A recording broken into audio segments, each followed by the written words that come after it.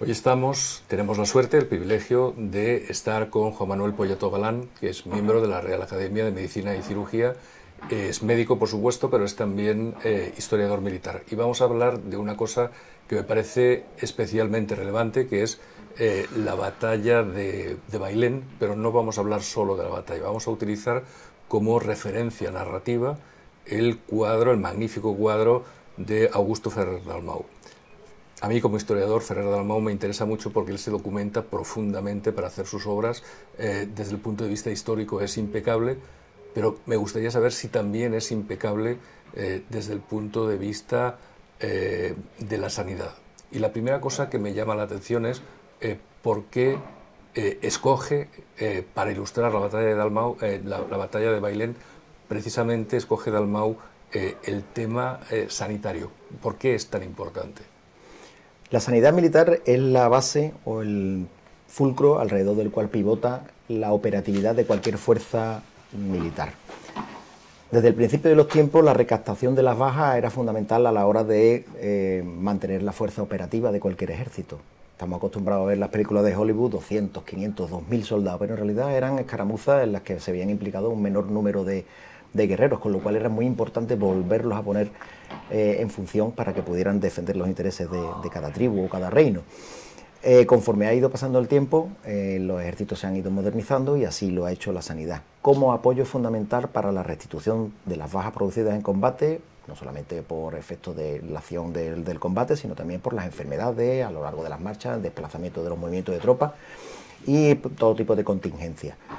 La sanidad militar española es el arquetipo de la sanidad militar, conocida desde sus orígenes por ser la más antigua del mundo, en 1476, la batalla de Toro y asentamiento con cuerpo e identidad en la conquista de Granada en 1492. A día de hoy es capaz de proyectar cualquier fuerza a cualquier lugar del planeta con un respaldo sanitario envidiable. ¿Por qué este cuadro simboliza perfectamente? Ese es un tema que candente, me parece crucial. Porque cada día se están ponderando más las condiciones médico-sanitarias que se dieron en la batalla de Bailén como factor fundamental para la victoria de las tropas españolas y aliadas frente al francés. La participación del pueblo fue fundamental, fue una batalla urbana, como así se podría denominar, y la participación de la población de Bailén hizo que la sanidad se viera fundamentalmente apoyada en el desempeño de sus funciones, alcanzando unas cotas de efectividad hasta entonces inauditas.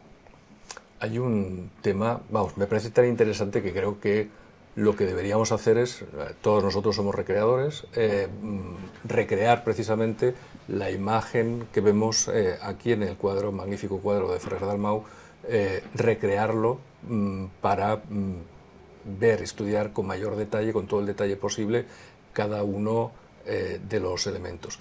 Me pregunto qué papel utiliza o lleva la sanidad dentro del conjunto de la logística. Lo pregunto porque, claro, sabes que soy historiador de la antigüedad. Artajerjes, por ejemplo, no pudo completar su invasión de Grecia, sobre todo por problemas logísticos. No había otra razón por el número gigantesco, y eso ha pasado en otros imperios de la antigüedad. Ocurría lo mismo en la época de Napoleón. ¿Cómo llevaba la parte francesa el tema sanitario? ¿Eran realmente novedosos en lo que hacían? Francia y Alemania en aquella época eran los líderes, la punta de lanza del conocimiento médico y quirúrgico a nivel mundial. Y en España pues había estas dos grandes corrientes de aprendizaje, la escuela francesa y la escuela alemana. Que eran diferentes. Totalmente. Compartían algunos matices, pero básicamente tenían una herencia y una trayectoria evolutiva diferente. Países tan cercanos, lo diferentes que son desde el punto de vista ideológico, intelectual, etc.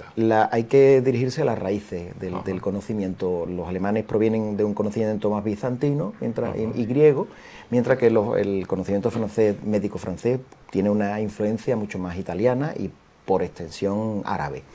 Con lo cual son dos escuelas y dos maneras diferentes de ver la salud y aproximarse respetuosamente a la enfermedad.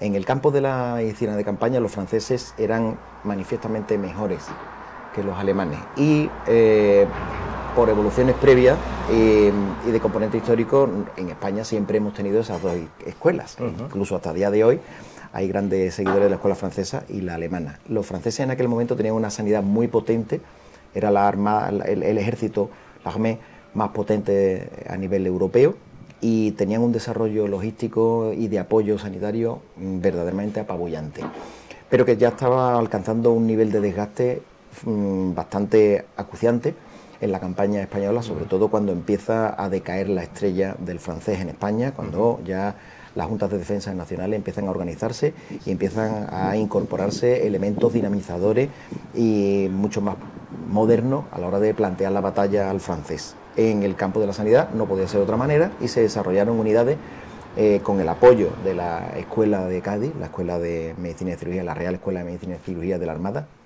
que incorporaban técnicas y conocimientos realmente, científicamente hablando, admirables, y se trasladaban tanto a la población civil, que se veía involucrada en un conflicto a nivel generalizado nacional, como a los principales representantes de la sanidad militar, fundamentalmente en la Armada y luego los cuerpos de tierra.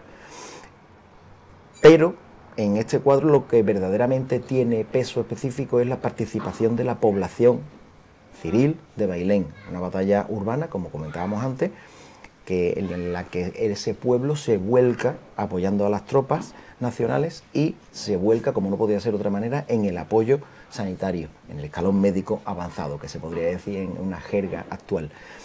Tanto es así que registran el mismo número de bajas que los soldados combatientes.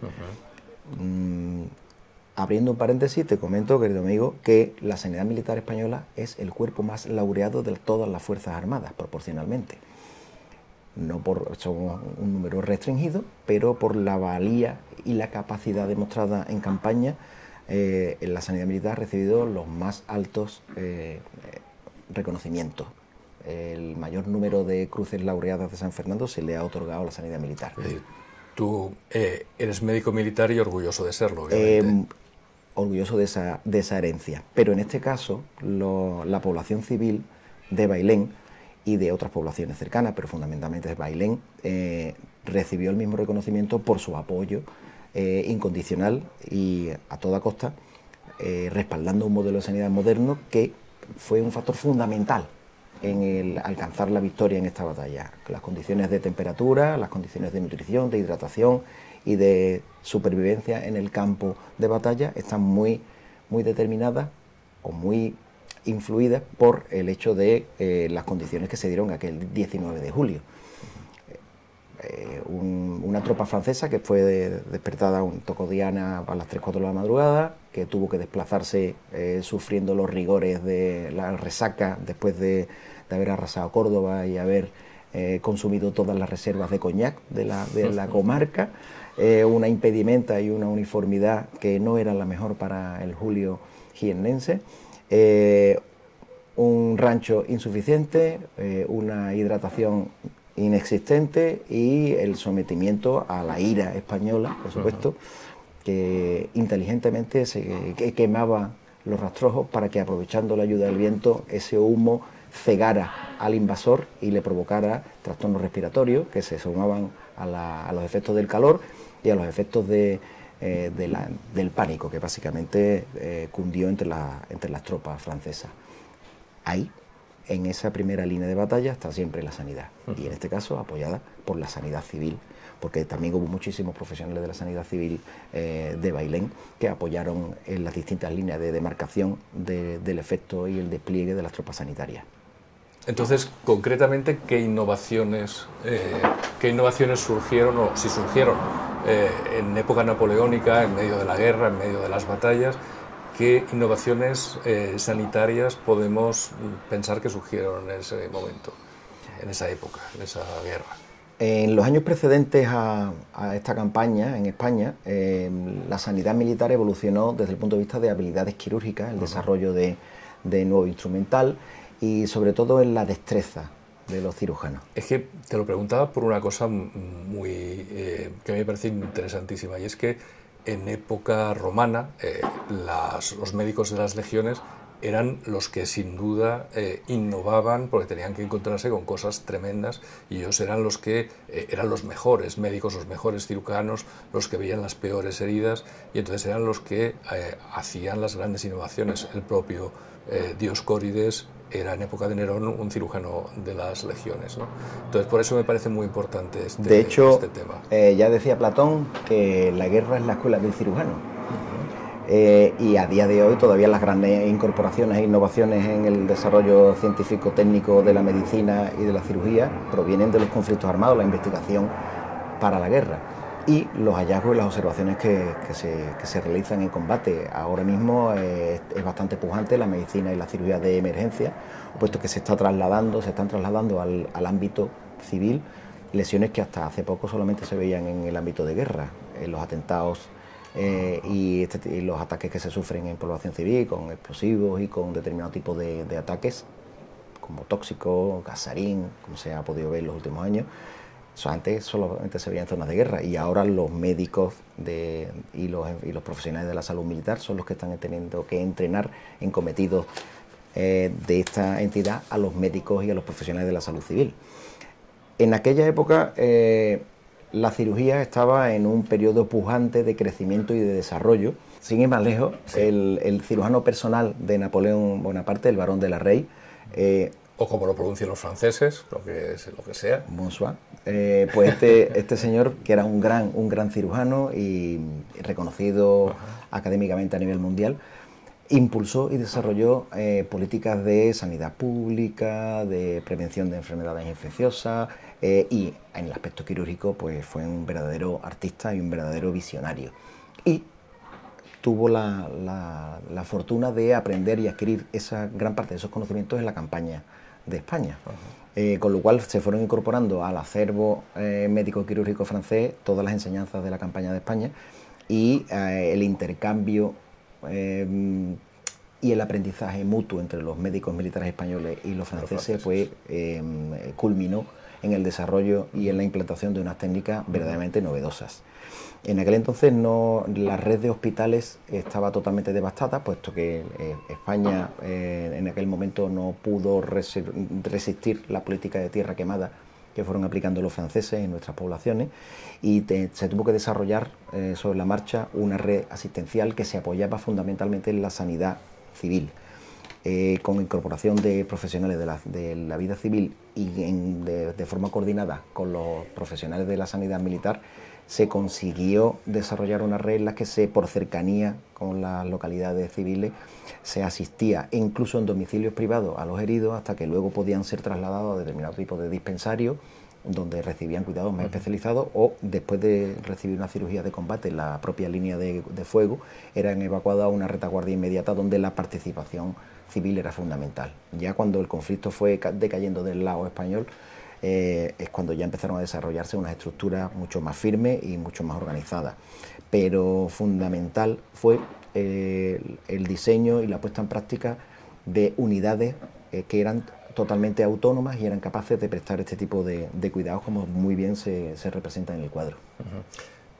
Juan Manuel, yo cuando estaba preparando esta entrevista contigo me la tenía que preparar porque yo no soy absoluto analfabeto en temas médicos, y además sé poco de tema napoleónico, pero vi que en 1805 se creó el Cuerpo de Cirugía Militar, sin sospechar en ese momento que habría una guerra del tremendo calibre que hubo aquí.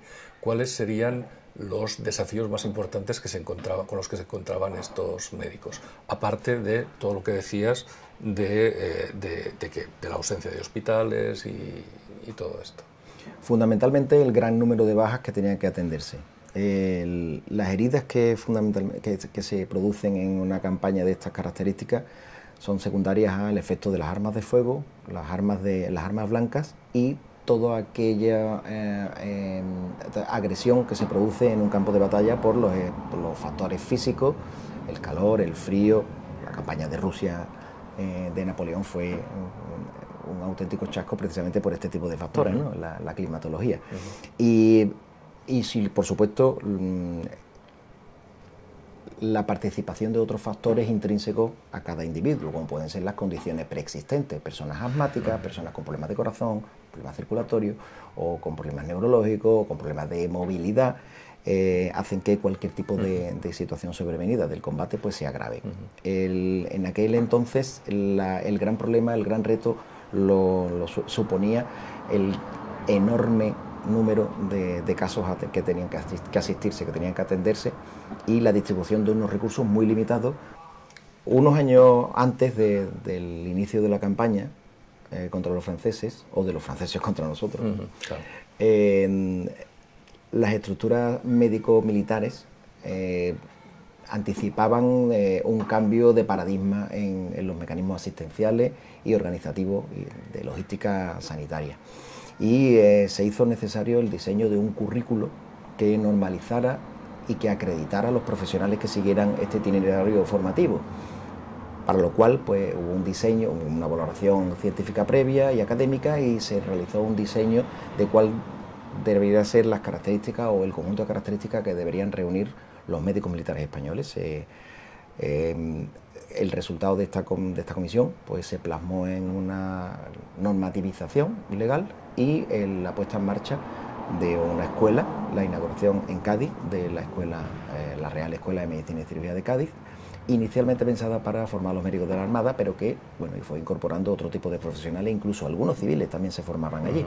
Había otra, creo recordar, en Burgos, pero fundamentalmente con el avance de la campaña, la única que quedó fue la de Cádiz. Y empezaron a desarrollarse y ponerse en práctica una serie de conocimientos adquiridos en las campañas europeas de otros ejércitos, de tal manera que España empezó a adquirir un protagonismo realmente significativo por la calidad de sus profesionales. Muy bien. Oye, la REI había montado una especie de ambulancias, ambulancias volantes y todo esto, que estaban en vanguardia, en la zona donde el combate podía ser más primera duro. Línea. ¿Y España tenía algo parecido o no? Desde las luchas con los cartagineses en España teníamos dispositivos parecidos. El problema de recaptar una baja que está en tierra de nadie o en las mismas fauces del enemigo estriba en que puede causar nuevas bajas a los sanitarios, de ahí que los sanitarios sean tan arriesgados y sean tan laureados. Claro. Entonces, en los tiempos de los cartagineses, en las batallas, en las guerras púnicas, se utilizaban unas monturas, unos caballos que iban paseando, estaban adiestrados para pasear por la zona donde estaban los heridos, y los heridos que todavía tenían habilidad o fuerza se asían a una serie de lazos y de cuerdas, de tal manera que el caballo los arrastraba hacia zonas amigas. Eso es una manera de poner en práctica una idea que es prestar los cuidados y las atenciones mientras antes mejor. Mientras antes se preste la asistencia, más eficaz va a ser esta y menos secuelas van a poder ir ocurriendo. Actualmente se habla siempre era arquetípico el concepto de la hora de oro en medicina de emergencia, y luego se hablaba del minuto de platino, y los primeros gestos que se aplican a una persona son los que verdaderamente salvan vidas y previenen complicaciones ulteriores. Pues el Barón de la Rey puso en marcha anteriormente a la campaña de España lo que eran las ambulancias volantes, que consistían en unas ambulancias que estaban prácticamente en primera línea, eran unos carruajes tirados por bestias, que evacuaban, después de aplicar presión sobre las hemorragias o cubrir las heridas, evacuaban inmediatamente a los heridos, de tal manera que pudieran recibir una asistencia más inmediata, más pronta. Eso disminuyó casi en un 70% la mortalidad. Es un porcentaje tremendo. Eso es apabullante, porque el riesgo que tienen los heridos o las bajas en tierra de nadie es que quedan a merced de la climatología, de las alimañas que pueda haber, de los merodeadores, de los salteadores, y por supuesto de ser ajusticiado por determinado tipo de unidades enemigas que van rematando a los heridos, con lo cual si uno evacua cuanto antes a retaguardia a las bajas, pues reciben no solamente los cuidados necesarios cuanto antes, sino que también son robados de las garras de la muerte. Qué contraste tan tremendo que haya un grupo destinado a salvar vidas y otro grupo destinado a matar personas. Es tremendo. Quería preguntarte qué sentimientos despierta en ti este cuadro de Augusto Ferrer Dalmau. Algo a nivel muy personal. Pues de admiración, de admiración y de agradecimiento. Admiración por la labor que se desarrolló allí. El cuadro, si se analiza en profundidad, da para hablar horas y horas y horas. Y agradecimiento porque se reconoce en la figura del pintor de batallas, Augusto Ferrer Dalmau, se reconoce la valía de los profesionales que dieron su vida y su salud por los heridos y por supuesto se reconoce también la participación fundamental del pueblo de Bailén, que bueno, pues ofreció lo que más tenía y lo más importante, que era su propia vida. Efectivamente. ¿Qué importancia crees que tiene para los militares que se dedican a la sanidad conocer profundamente estos episodios de nuestra historia? Porque a veces los conocemos de una forma genérica, en los libros de historia es algo muy, muy general, y sin embargo, si lo conocemos en profundidad, nos quedamos sorprendidos por la riqueza de detalles. ¿Qué ves tú? ¿Qué crees que pueden aprender los militares españoles sobre esto? Cada vez más la historiografía militar sanitaria está en manos de los profesionales, de los técnicos. Un historiador tiene la capacidad de contextualizar, de analizar y de poner en relación eventos con sucesos, con políticas, con toda esa nebulosa de circunstancias que determinan, desencadenan, condicionan y hacen que la historia sea tan apasionante. Pero los técnicos somos capaces de analizar en profundidad determinado tipo de matices que requieren un estudio y un conocimiento previo. Para cualquier médico militar, el mero disfrute de este cuadro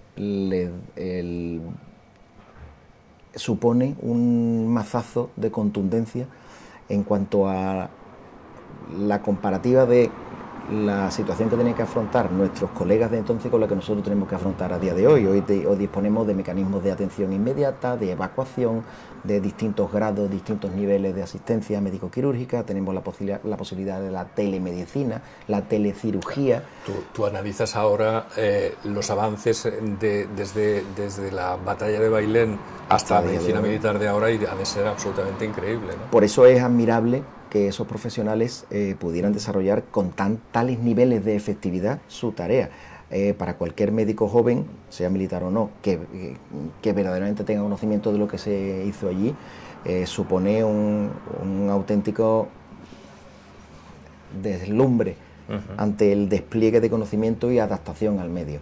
Es algo que cada día más se estudia en las escuelas de medicina. La historia de la medicina antes era algo que, bueno, era una asignatura que se pasaba por alto, pero la importante repercusión y el reflejo que tiene en nuestra práctica asistencial diaria, el saber de dónde venimos, nos hace tomar conciencia de la realidad que tenemos que asumir.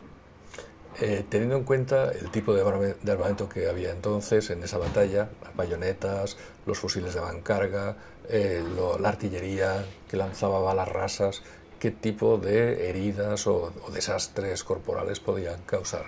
La mayor parte de las muertes que se producen en combate se producen por lesiones a nivel de la cabeza, grandes hemorragias y problemas pulmonares que provocan pues, dificultad y muerte por asfixia.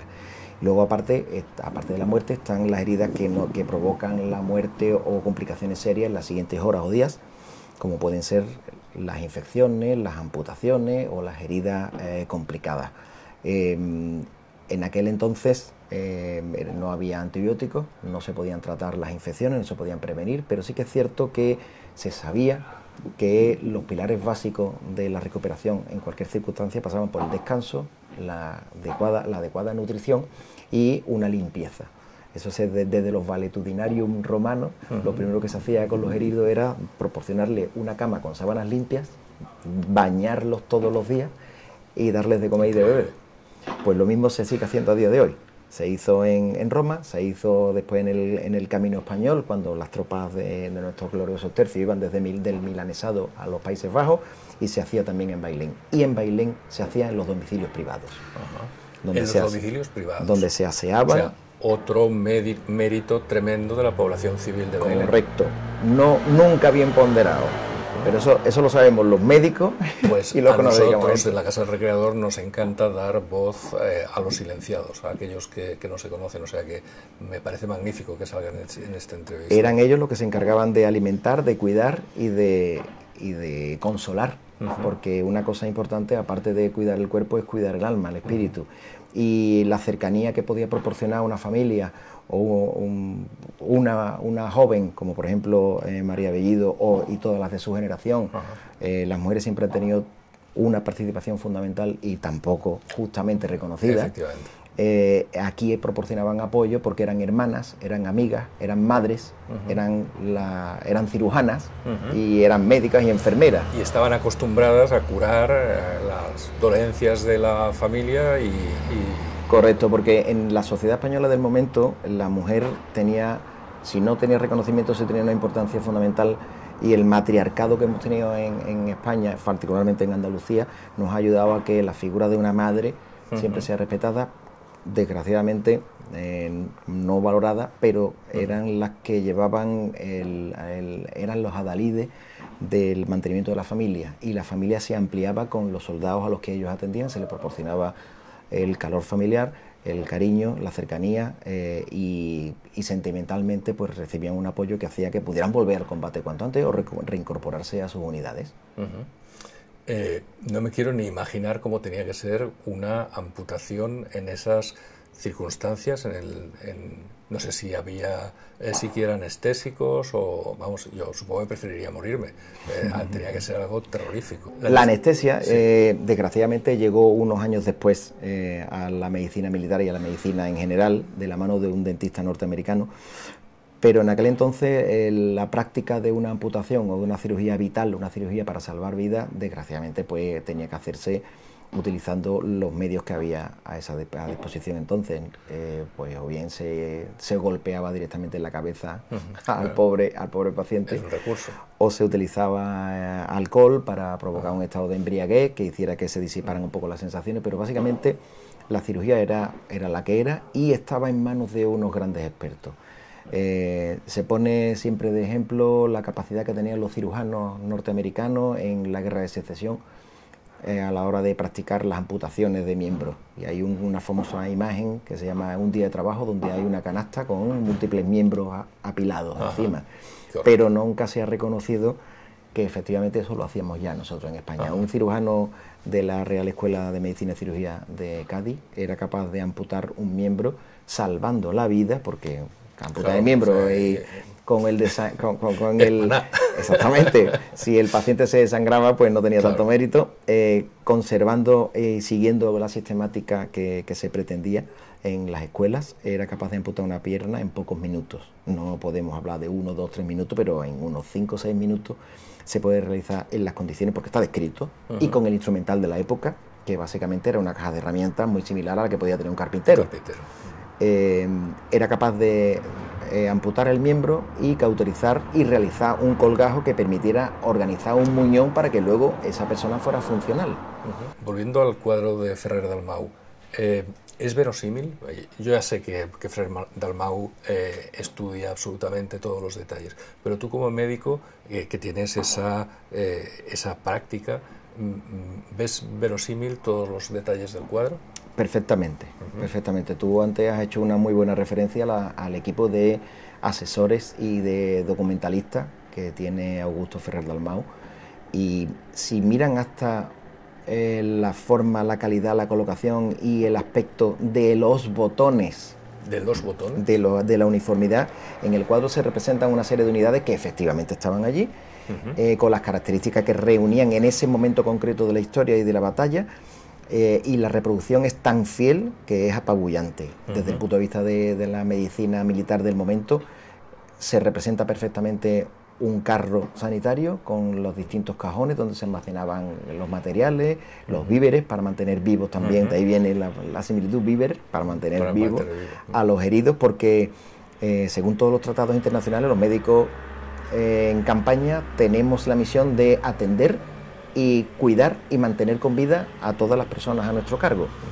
Y se atiende no solo a las bajas propias, sino a las bajas enemigas, a la población local y todas aquellas necesidades que se planteen en el ámbito del ejercicio.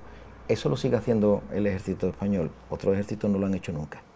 Cuando hay una misión... No te voy a preguntar cuál es, pero me imagino, bueno, es una de las razones por las que muchas veces nuestras Fuerzas Armadas, cuando salen al exterior, tienen tan buena consideración y tan buena imagen, incluso en zonas tan complejas como Irak, Afganistán, Líbano, porque las tropas españolas siempre ayudan a la población local.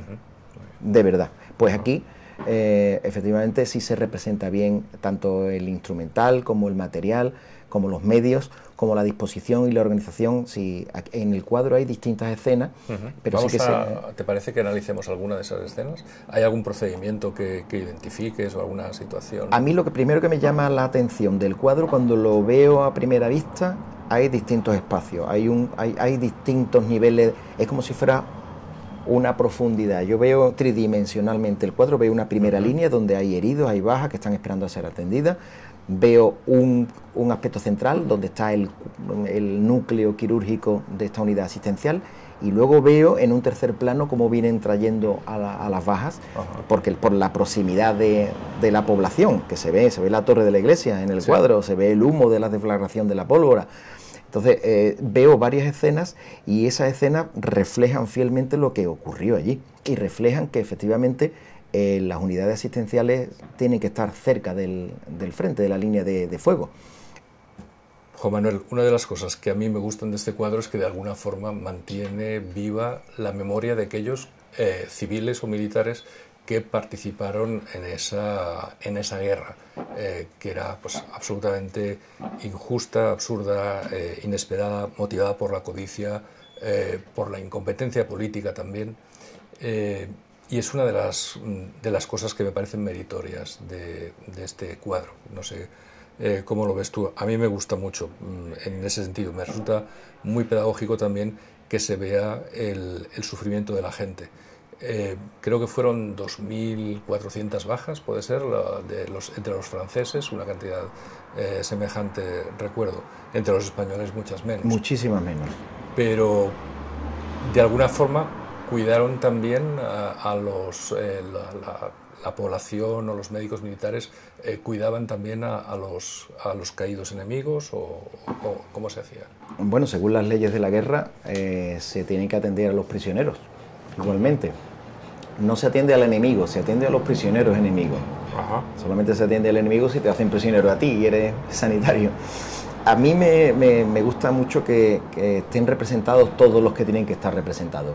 En el cuadro se ven distintas unidades, incluso heridos, incluso enemigos que son empleados para cargar y ayudar a llegar al dispensario a soldados propios.